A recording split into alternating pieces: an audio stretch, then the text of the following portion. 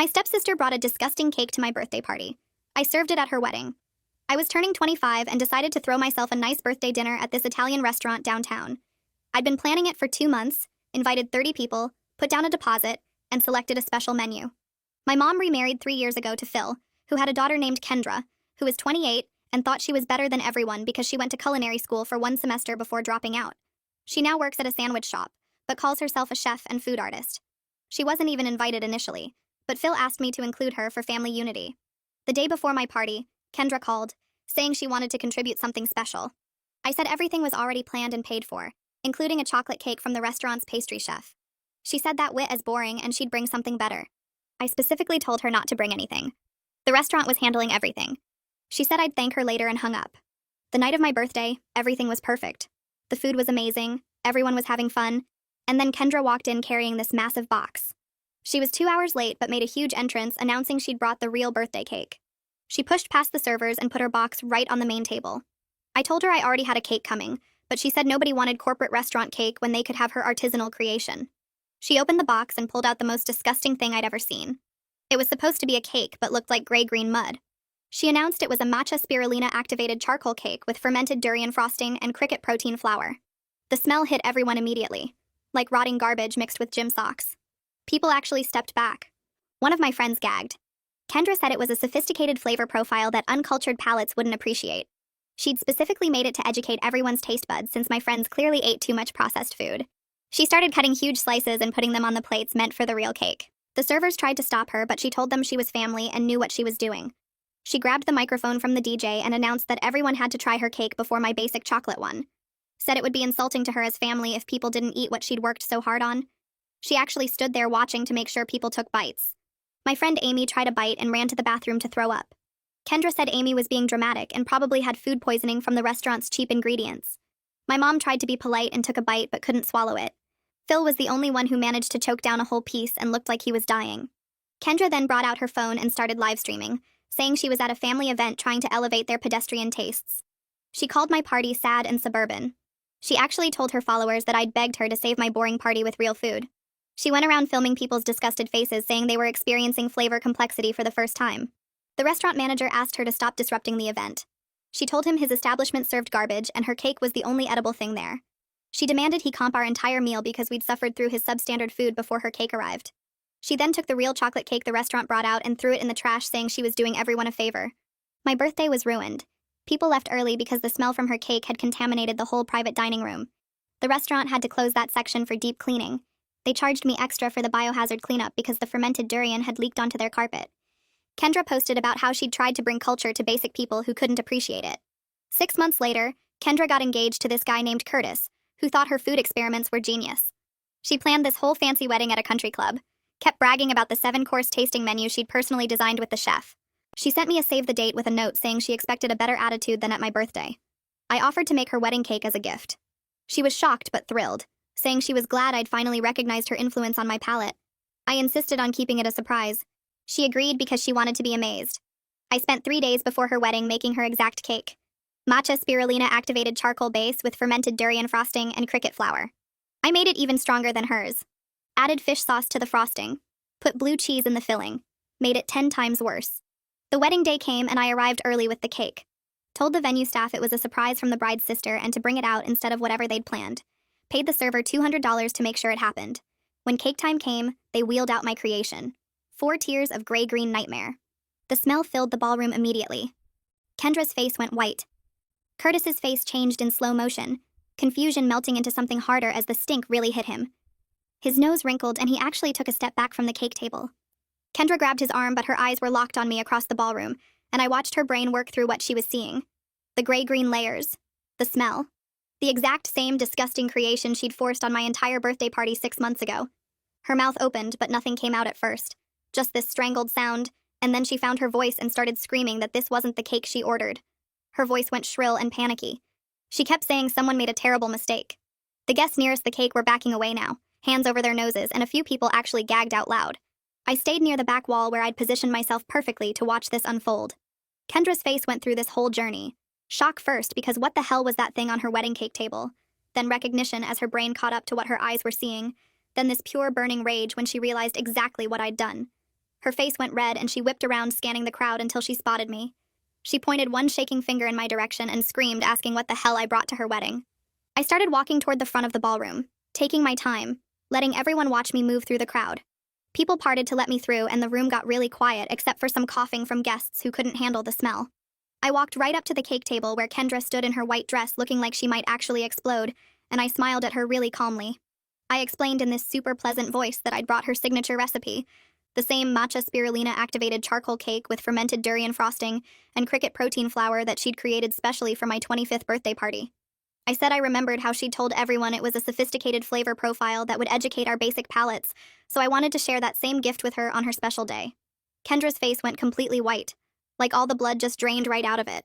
More guests started covering their noses and moving toward the exits. Someone near the front actually ran outside. I pulled out my phone and started swiping through my photos, holding it up so people nearby could see. Pictures from my birthday party 6 months ago. Kendra forcing slices of gray-green cake onto plates. My friend Amy running toward the bathroom. The restaurant staff looking horrified. Phil choking down a piece while looking like he was dying. Curtis grabbed my phone and stared at the pictures, his face getting darker with each swipe. He asked what was happening and why the cake smelled like actual rotting garbage. His voice was tight and angry in a way I hadn't expected. An older woman in a fancy purple dress pushed through the crowd, and I realized this had to be his mother. She looked at the cake, then at Kendra, then at me, and demanded to know who approved this disgusting thing.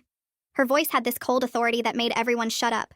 Kendra started babbling that this was all a misunderstanding, that I must have gotten confused, that she never ordered anything like this. She kept saying someone switched the cakes as a prank. I held up my phone again and started showing more pictures. Kendra at my party with her phone out live streaming.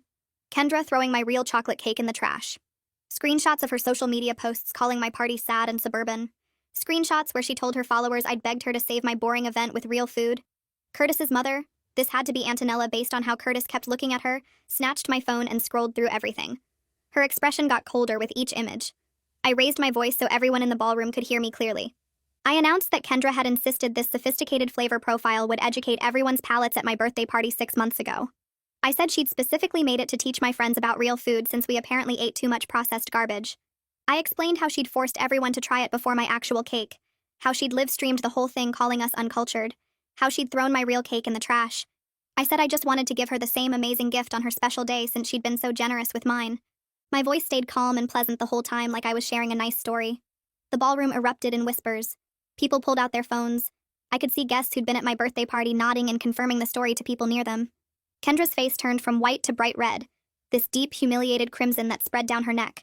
Her hands were shaking. She kept trying to talk, but nothing coherent came out, just these angry sputtering sounds. Curtis stared at her like he'd never seen her before. Phil came running over from wherever he'd been standing, his face all panicked. He started saying there'd been a mistake and we should just remove the cake and move on with the reception. His voice had this fake cheerful quality like he could smooth everything over if he just acted normal enough. But Antonella cut him right off, her voice sharp as broken glass. She asked if Kendra really did this to her stepsister's birthday party. She asked if this disgusting cake disaster was real. Phil opened his mouth, but several guests who'd been at my party started talking over him, confirming every detail. One of my friends called out that she'd thrown up from trying Kendra's cake. Another guy said the restaurant had to do a deep clean because the durian leaked everywhere. A woman near the back said she'd seen Kendra's social media posts bragging about bringing culture to basic people. Antonella's face got harder with each confirmation. She looked at Kendra with this cold disappointment that was somehow worse than anger. Curtis just stood there frozen, looking between his bride and the nightmare cake like his brain couldn't process what was happening. Kendra's maid of honor rushed over, this tall woman with dark hair who had to be Sabina from the outline. She put her arm around Kendra and started defending her in this loud voice. She said the birthday thing was just Kendra being passionate about food and trying to share her culinary knowledge. She said people were being dramatic and turning a generous gesture into something ugly. She glared at me like I was the villain here. But Curtis turned to face Sabina and asked in this quiet, dangerous voice why he'd never heard about any of this. He asked why his fiancée had never mentioned ruining her stepsister's birthday party. He asked why he was finding out at his own wedding that his bride had forced disgusting food on people and mocked them online. Sabina's mouth opened and closed, but she didn't have an answer. The photographer kept moving around taking pictures of everything. The cake, Kendra's tear-stained face, Curtis's angry expression, guests covering their noses.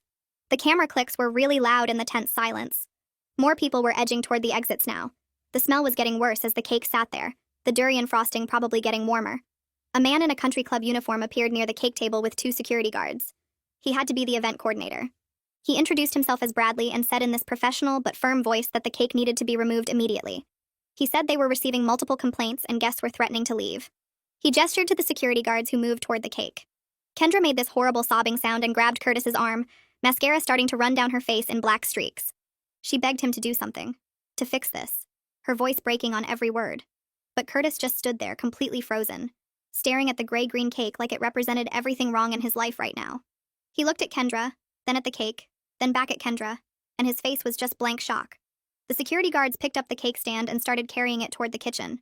The smell moved with it like a cloud, and people actually parted to let them through faster. Half the ballroom was empty now, guests standing out on the terrace gulping fresh air. Margot grabbed my arm hard and dragged me toward a corner near the windows. She was hissing at me in this furious whisper, asking how I could be so cruel. She said I'd completely ruined Kendra's wedding day. She asked what was wrong with me, doing something this horrible. Her face was red and her eyes were blazing. Something hot and angry rose up in my chest and I yanked my arm away from her. I asked her where this energy was 6 months ago when Kendra ruined my birthday. I asked why she didn't care when Kendra forced disgusting food on my friends and made them sick. I asked why it was fine when Kendra cost me extra cleaning fees and threw my real cake in the trash. I asked why Kendra got to humiliate me in front of everyone I cared about, but I was the villain for giving her the same experience. Margot's mouth opened, but nothing came out. She just stood there staring at me with her hand still raised from where she'd been gripping my arm. She looked like she wanted to argue but couldn't find the words.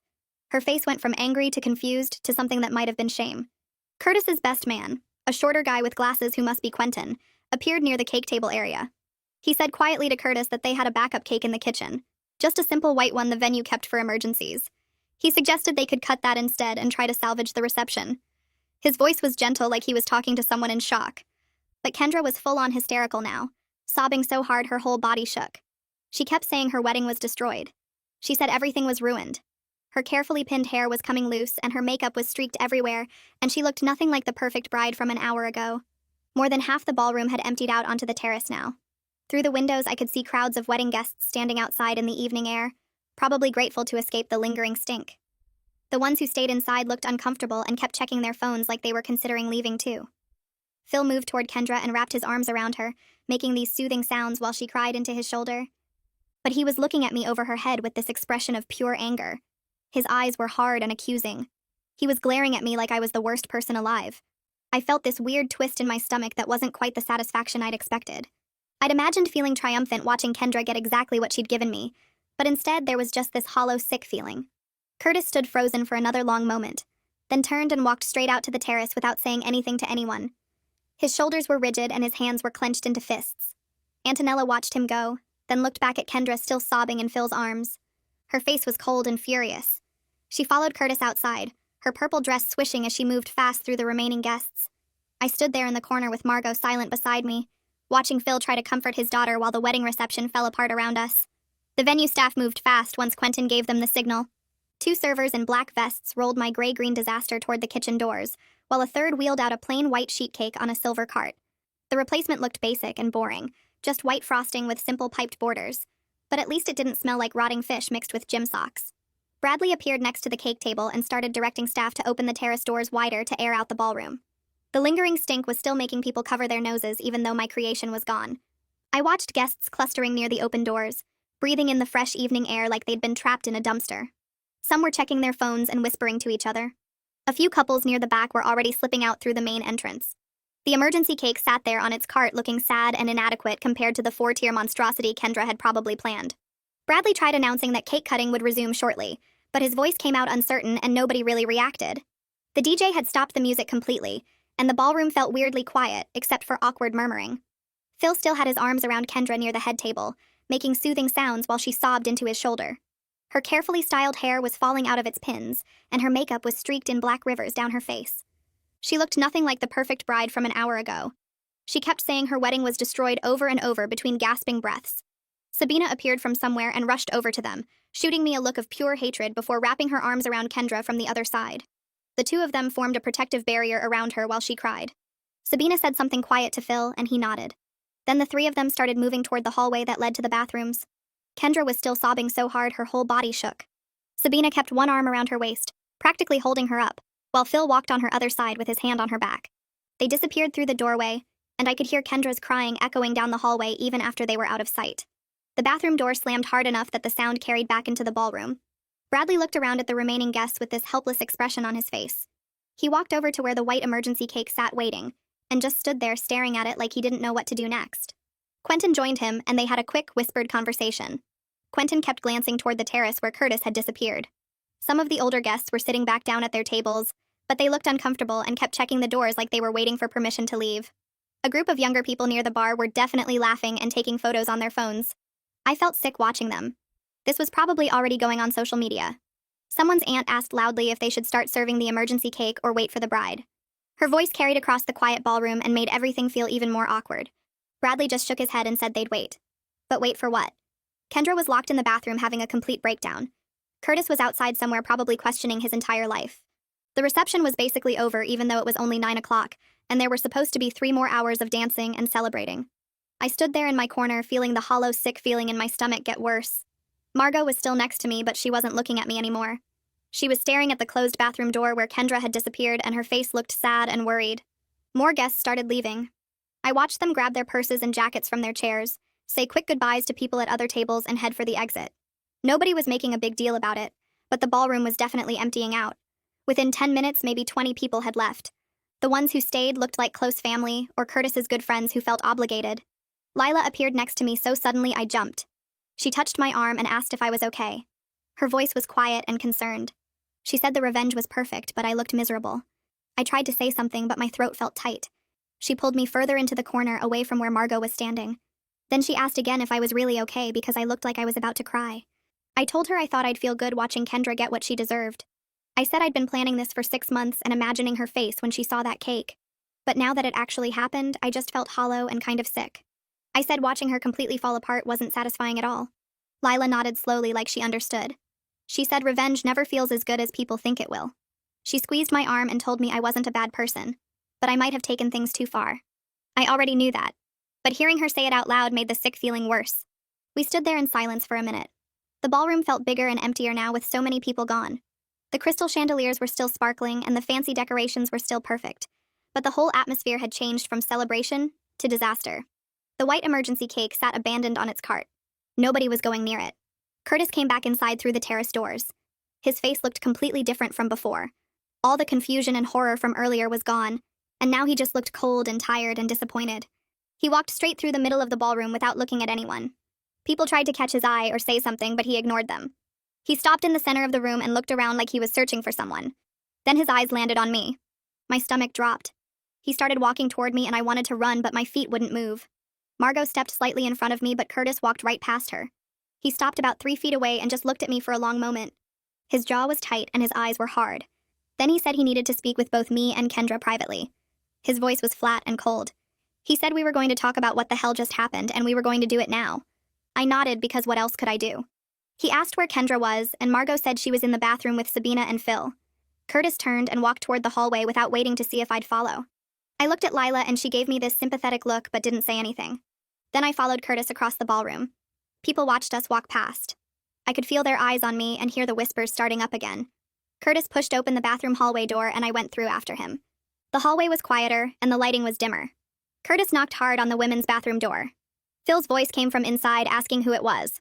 Curtis said it was him and they needed to talk. There was silence for a moment, then the sound of the lock clicking.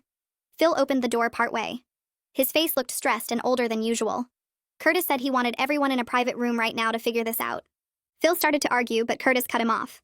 He said his wedding reception was destroyed, and his mother had just spent $30,000 on an event that was falling apart, so everyone involved was going to sit down and talk.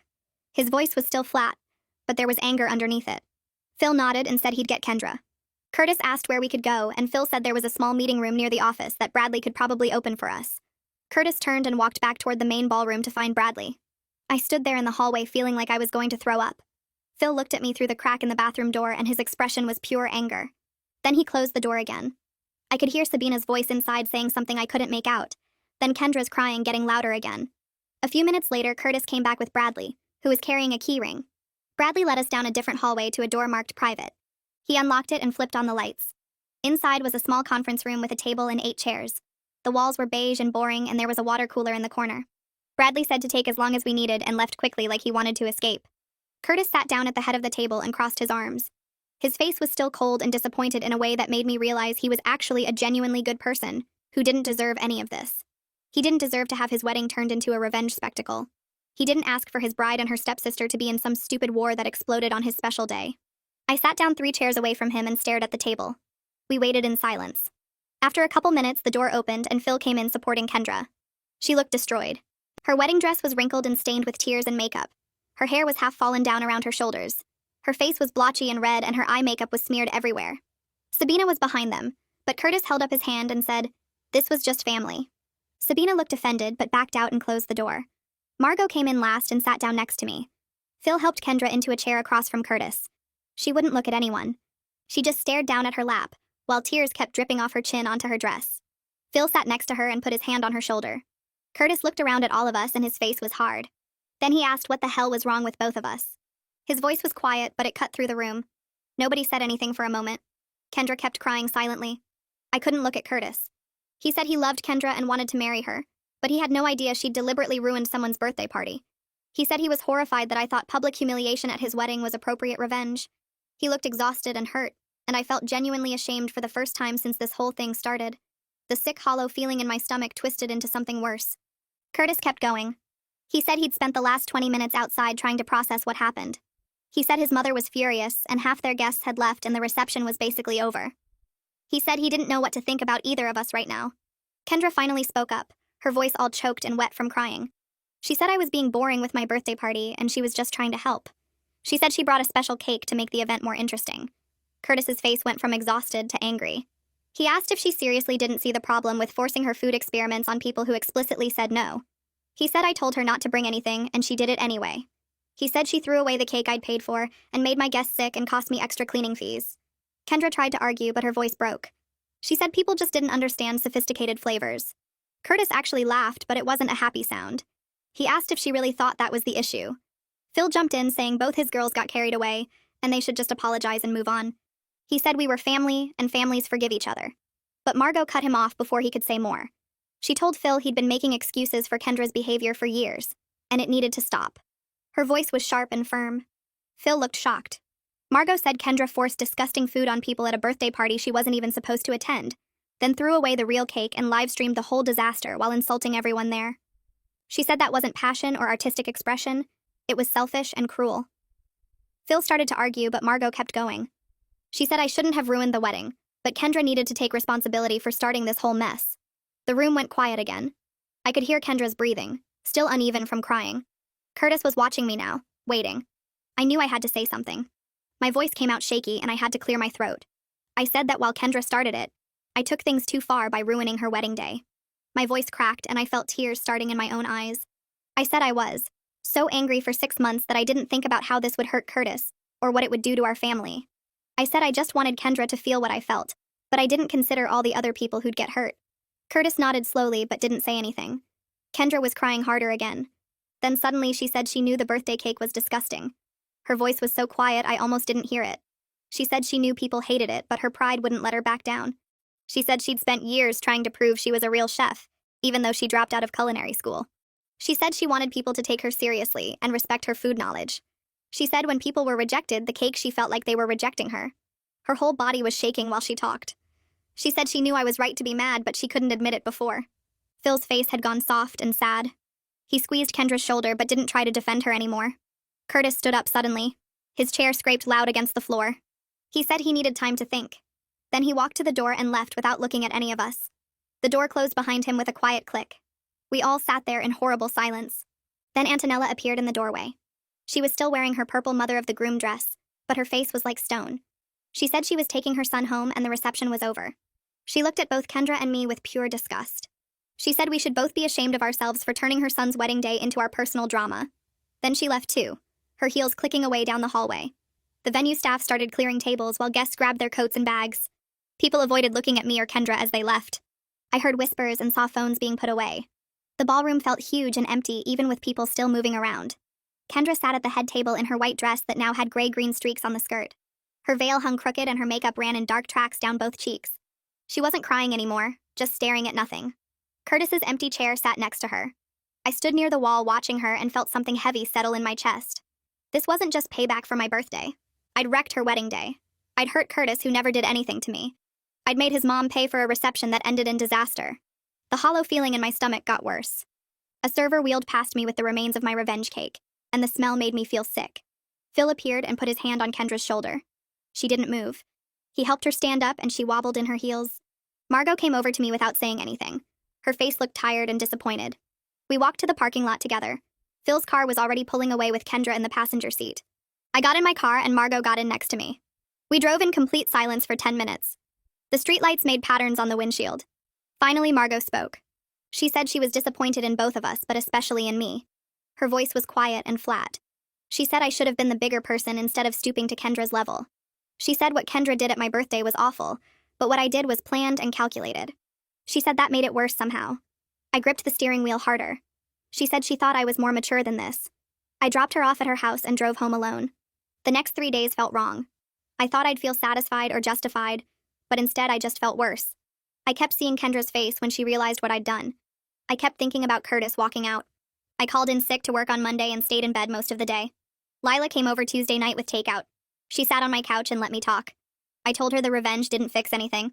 I said I was still mad about my birthday party, but now I also felt guilty about the wedding. She listened without judging. I said I'd spent 6 months imagining Kendra's face when she saw that cake, and in my head it felt good. But in real life, it just felt mean. Lila asked if I regretted it. I said I didn't know. I said Kendra deserved to know how it felt, but Curtis didn't deserve what happened. She nodded and said, "Revenge usually hurts more people than just the target."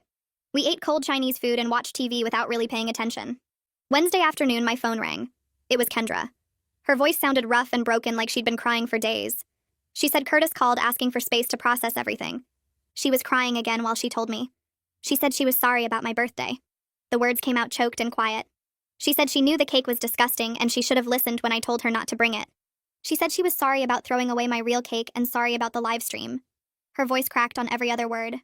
I sat on my bed holding the phone and felt even worse. This wasn't the defensive Kendra who made excuses. This was someone who sounded genuinely broken. I told her I was sorry too. She cried harder and hung up. A week after the wedding, Phil called me. He said we needed to have a family meeting. His voice was serious and tired. I drove to his and Margot's house on Sunday afternoon. My stomach hurt the whole drive there. Kendra's car was already in the driveway. I walked in and everyone was sitting in the living room. Phil and Margot on the couch. Kendra in the armchair looking smaller than usual.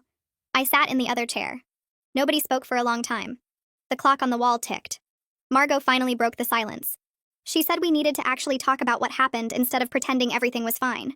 She looked at each of us. She said our family had a problem with avoiding conflict until it exploded.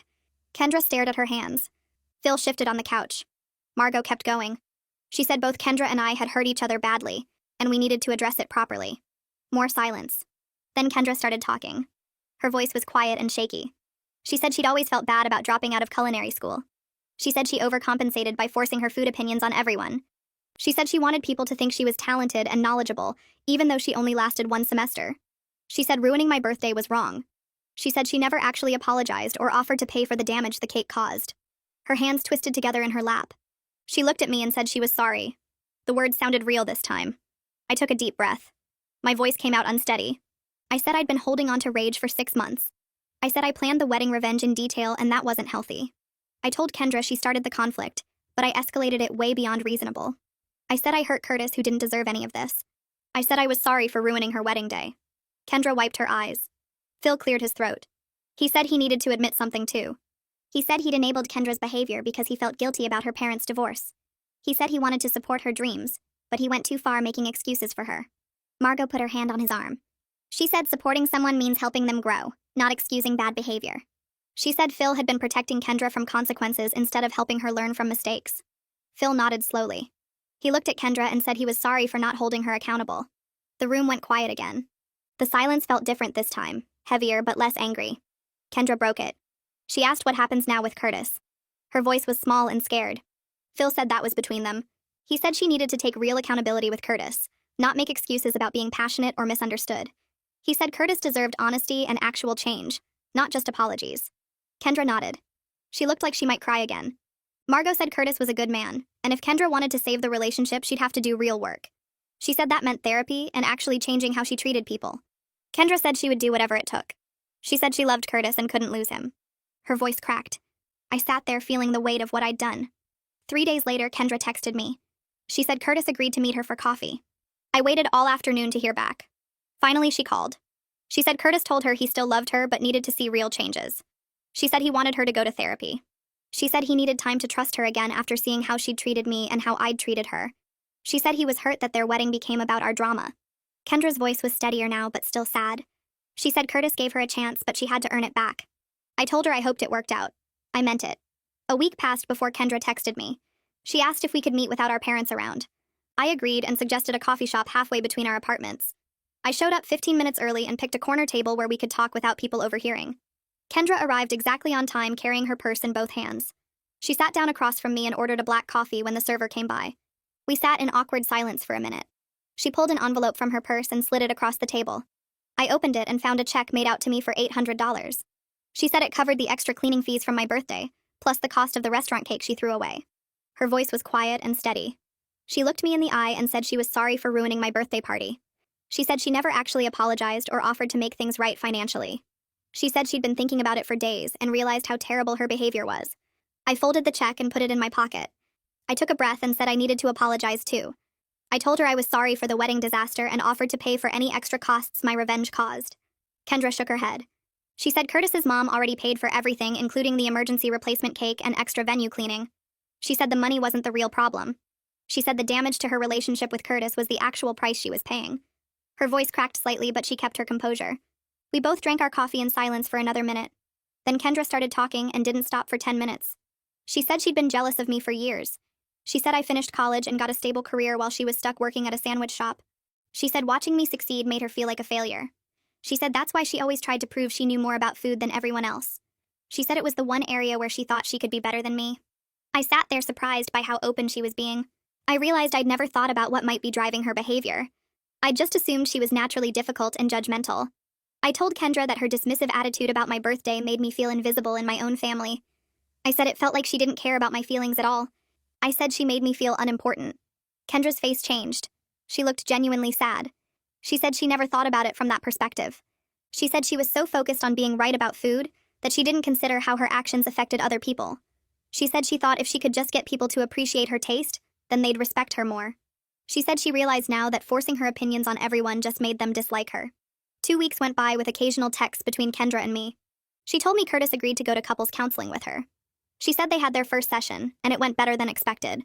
She said the therapist was helping them talk about their problems without fighting. She said Curtis was slowly warming up to her again, though he was still hurt about how the wedding went.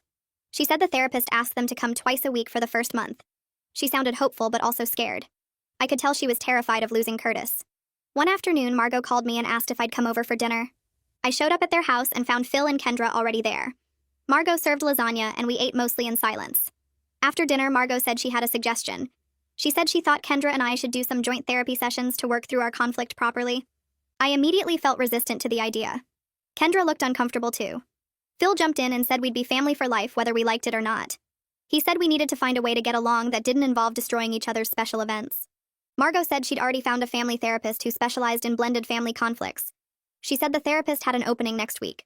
Kendra and I looked at each other across the table. Neither of us wanted to do this, but we both nodded.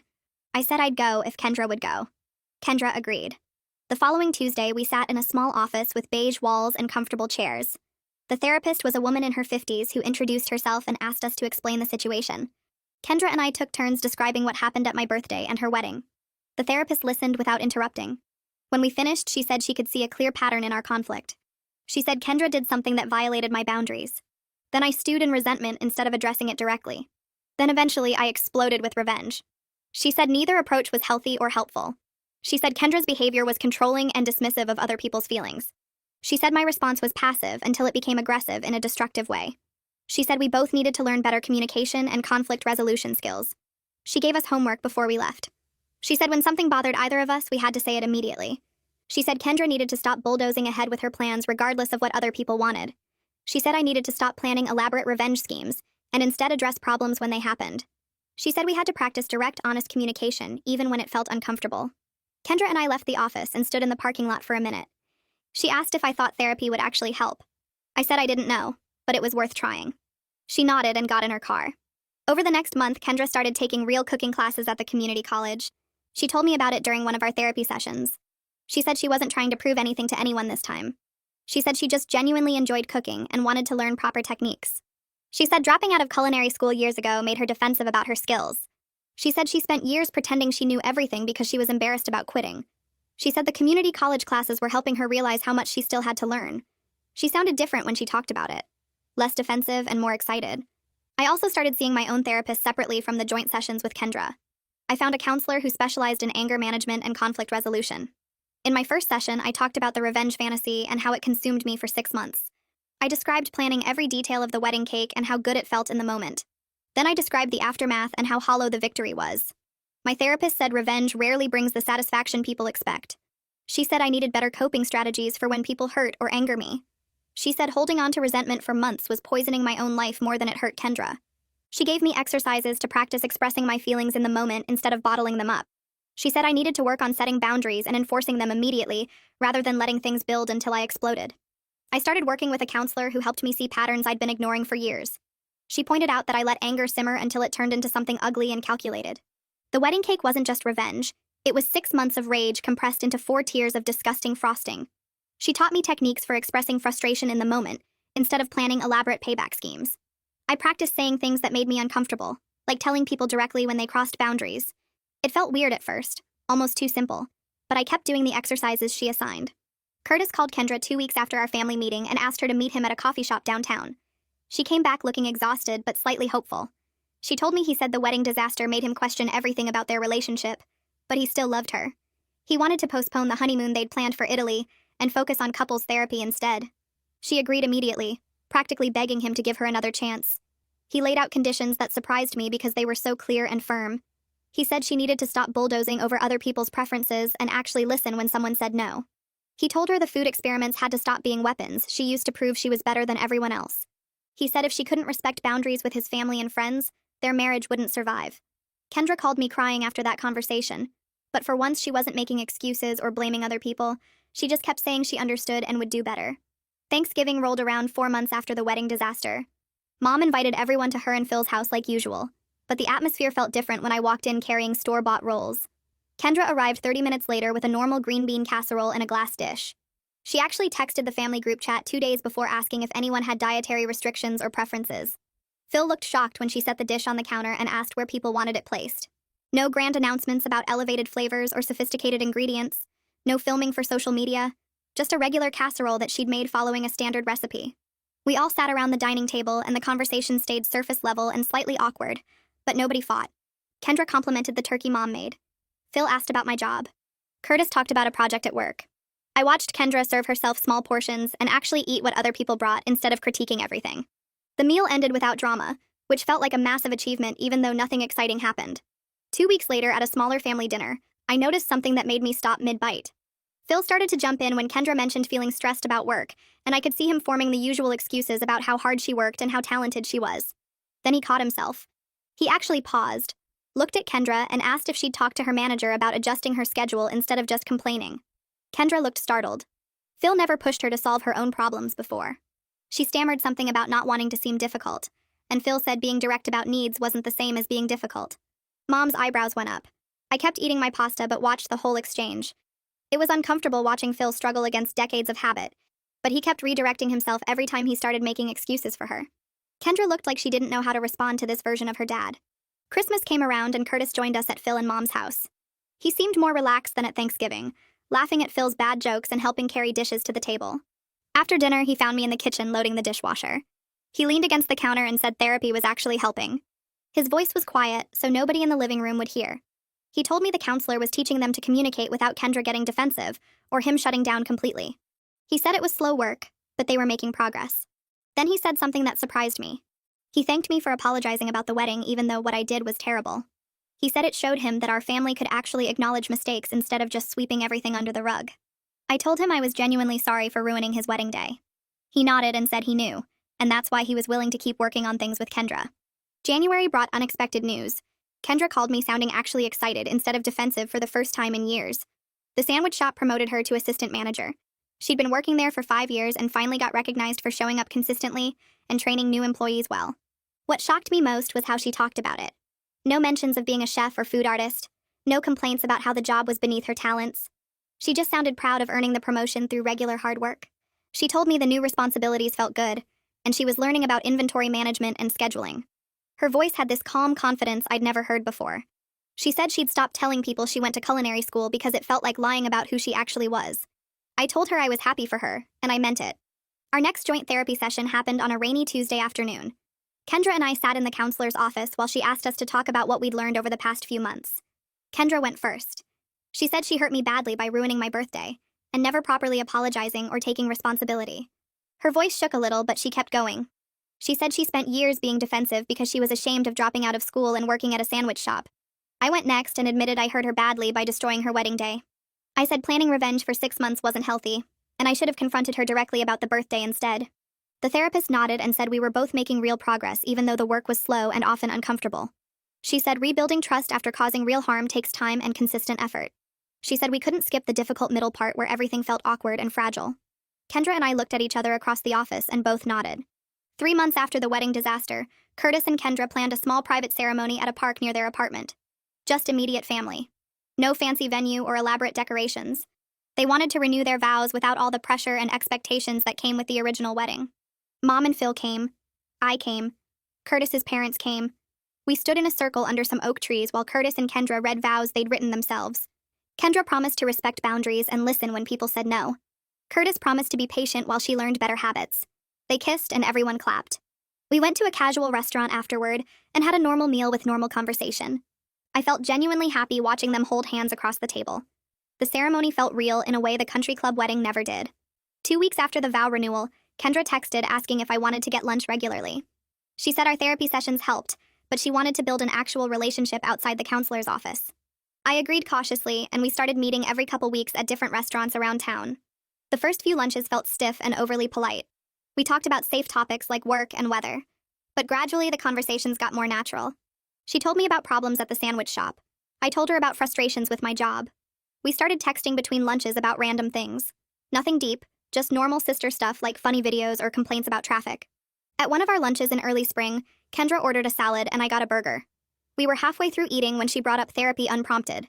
She said the counselor helped her realize she used food to control situations where she felt insecure or less than other people.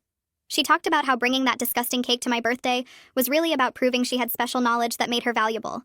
She said she spent years forcing her food experiments on people because deep down she was terrified they'd see her as a failure who couldn't finish school. I put down my burger and shared that I tend to withdraw and plot revenge instead of confronting problems directly. I told her about the 6 months I spent planning the wedding cake, how consuming that anger felt, how hollow the actual revenge turned out to be. She nodded and said we both had really messed up ways of handling conflict. We both started laughing at the same time. Not polite laughter, real genuine laughing about how completely dysfunctional our conflict styles were. I made elaborate revenge plans. She bulldozed over everyone with gross food. We were both disasters in totally different ways. The laughter felt like something shifting between us, like we were finally seeing each other as actual people instead of enemies or obstacles. Other people in the restaurant probably thought we were crazy, 2 women cracking up over salads and burgers. When we finally stopped laughing, Kendra said this was the first real conversation we'd ever had. I agreed. The whole lunch felt different after that, less like a therapy assignment and more like 2 sisters actually getting to know each other. I drove home thinking that maybe, eventually, we could actually become friends instead of just family members who tolerated each other. A couple weeks after our last lunch, I got a text from Margot asking if I could come over for dinner. Phil had something he wanted to talk about with Kendra and me together. I showed up nervous that we were sliding back into old patterns. But when I walked in, both Phil and Margot looked relaxed instead of tense. We sat down to eat and Phil cleared his throat, saying he'd been thinking about everything that happened over the past year. He told us he was proud of the work we'd done to fix things between us. Margot reached over and squeezed my hand, then Kendra's, and admitted she'd been worried the wedding disaster would permanently break our family apart. She said watching us rebuild our relationship gave her hope that we could all move forward as a real family, instead of people just tolerating each other. Phil nodded and said he knew he'd made mistakes by making excuses for Kendra's behavior for years, and he was grateful we'd all done the hard work to be honest with each other. Kendra's eyes got watery, and she thanked them for sticking with us through the mess. I felt something shift in my chest, like maybe we really were going to be okay. The dinner felt comfortable in a way our family gatherings hadn't felt in years. 3 days later, Kendra called me sounding excited. Curtis had told her he wanted to start planning their real honeymoon, which felt like a huge sign that he'd moved past the wedding disaster. She said they'd been looking at trips together and decided on Italy for the spring. Her voice sounded lighter than I'd heard it in months, not defensive or trying to prove anything, just genuinely happy. She asked if I wanted to help her pick which cities to visit since I'd been to Rome a few years ago. We spent an hour on the phone talking about Florence and Venice and the Amalfi Coast. She mentioned wanting to take a cooking class in Tuscany, and for the first time it didn't sound like she was trying to show off her food knowledge. She just sounded excited to learn something new with Curtis. When we hung up, I realized we'd had a normal sister conversation about travel plans without any tension or weird competition. It felt good. A week later, Curtis texted asking if I wanted to meet him and Kendra for dinner at this Thai place downtown. I said yes, curious if things would feel awkward or forced. But when I got there, Curtis hugged me and cracked a joke about how at least Thai restaurants don't let customers bring their own cakes. Kendra laughed and I did too, and suddenly we were all laughing about the wedding disaster in a way that felt healing instead of painful. Curtis told a story about his mom's face when the smell hit her, doing this impression that had us cracking up. Kendra added details about the venue coordinator trying to stay professional while clearly dying inside. I shared how I'd spent 3 days making that horrible cake, and my apartment smelled like fermented durian for a week afterward. We laughed until our sides hurt, and other people in the restaurant probably thought we were crazy. But it felt like we were finally able to see the absurdity of the whole situation instead of just the hurt. The dinner was genuinely fun. No awkward silences or forced conversation. Curtis paid the check and said we should do this more often, and both Kendra and I agreed. My 26th birthday rolled around in late April. I planned another dinner at a different Italian restaurant, keeping it smaller this time with just close friends and family. Kendra texted the week before asking if she could bring dessert. My stomach clenched at first, old anxiety kicking in. But then she added that she wanted to bring a chocolate cake from the professional bakery near her apartment. Nothing weird or experimental, and she'd only bring it if I said it was okay. I read the text 3 times, appreciating that she was actually asking permission and respecting my boundaries. I told her yes, that would be nice. The night of my birthday, Kendra showed up on time carrying a white bakery box. She found me before dinner started and asked again if it was still okay to serve the cake. I said yes, and watched her carefully place it on the dessert table. It was beautiful. 3 layers of dark chocolate with smooth frosting and simple decorations. When dessert time came, Kendra didn't make a big production or speech.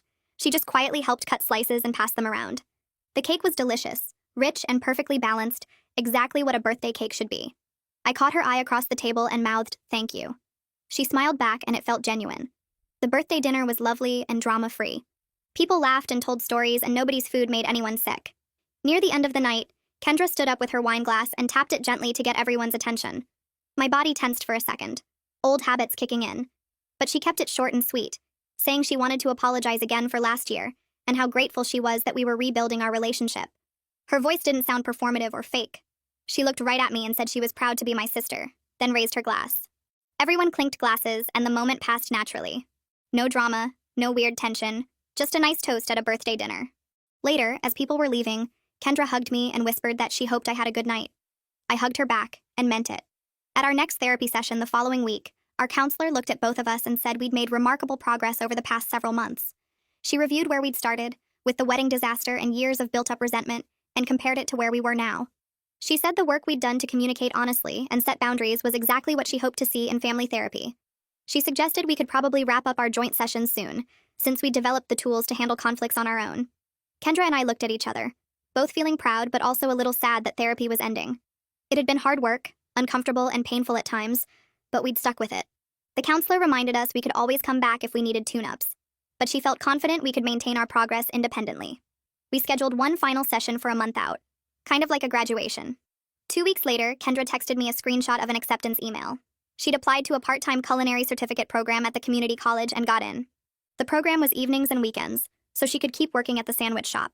She called me right after, sounding genuinely excited in a way that felt different from before. She wasn't trying to prove she was better than anyone or make up for dropping out years ago.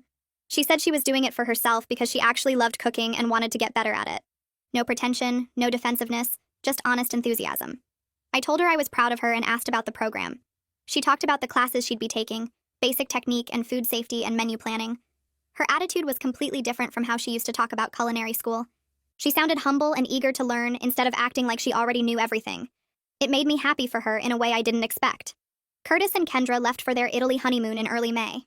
They were gone for 2 weeks, and when they got back, Margot invited everyone over for dinner to hear about the trip.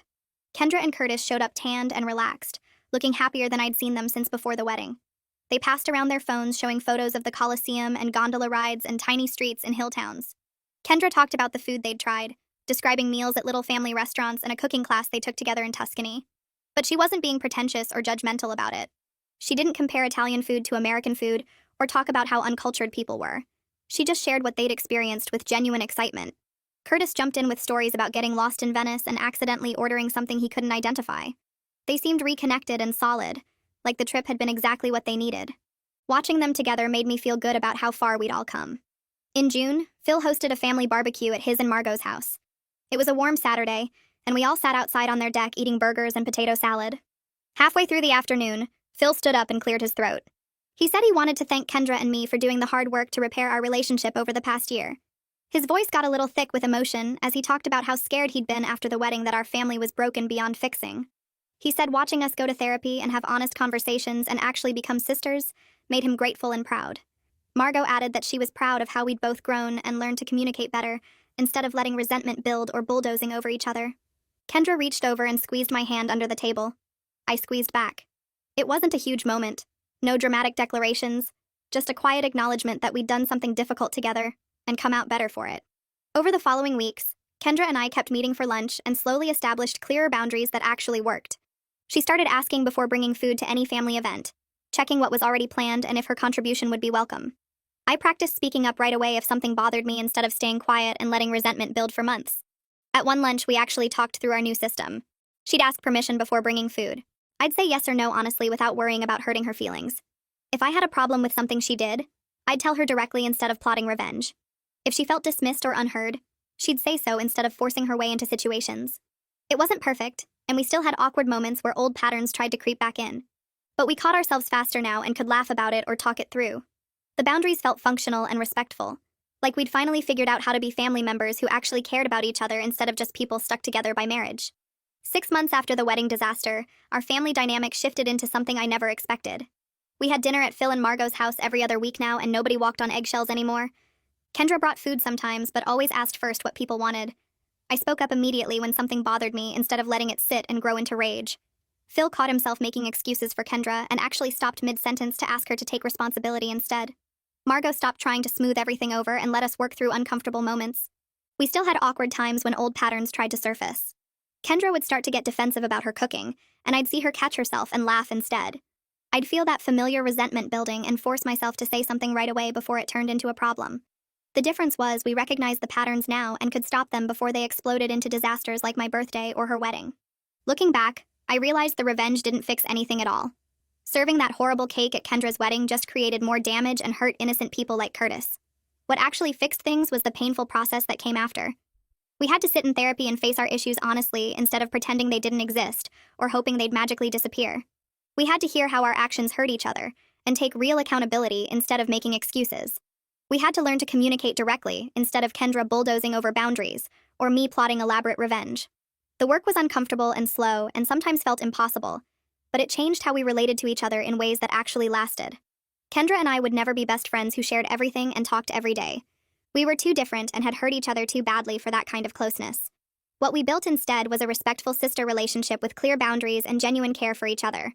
She asked before bringing food to events and respected when I said no. I spoke up immediately when something bothered me instead of staying silent and resentful. We had lunch together every few weeks and actually enjoyed the conversation. Our family gatherings were pleasant now, sometimes even fun, without the tension and drama that used to define every interaction. I felt grateful we'd done the hard work to get here even though the path was messy and uncomfortable, because having a functional family was worth more than